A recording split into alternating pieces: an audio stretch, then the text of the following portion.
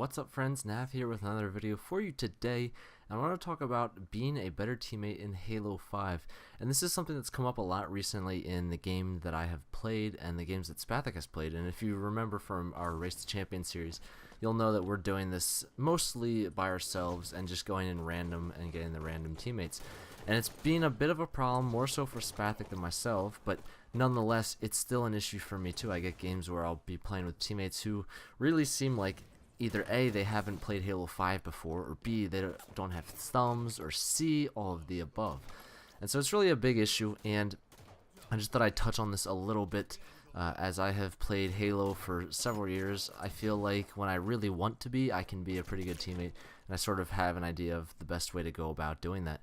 And it really comes down to one simple thing, and it's sticking with your teammates and playing off of them. And I realize this gameplay is not a good example of this topic at all, because for the fact that it's SWAT, it's sort of hard to analyze this from a teammate perspective, because the things that I'll be talking about in this video, you know, SWAT renders them useless simply because there's no shields, and it's a largely individual game. However, having teammates that are competent really makes the game go a lot better and really helps you win. And that's why I chose this gameplay, is because it's very evident how bad teammates can affect the game.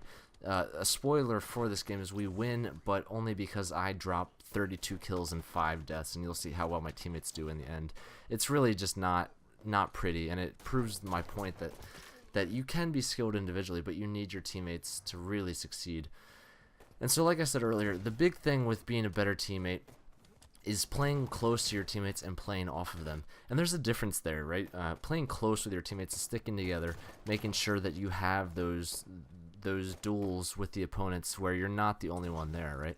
And so when you're playing with a teammate, for instance, if you're playing Slayer where you have shields, so just keep that in mind and not SWAT, you'll be able to team shot, and that's just basically putting shots down together onto the enemy.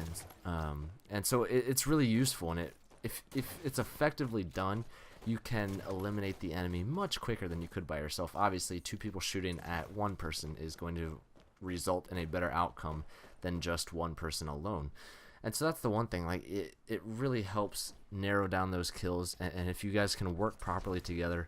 And this is simply just Slayer. I mean, in objective game modes, this is even bigger, right? Because when you have objective game modes, you really need to play off when the enemies are dead to pull flags, or, you know, if you're playing Call of Duty, I mean, this translates over there. Like, I know in their uplink or their hard point, that's when you know to rush the flag or rush the hard point or whatever.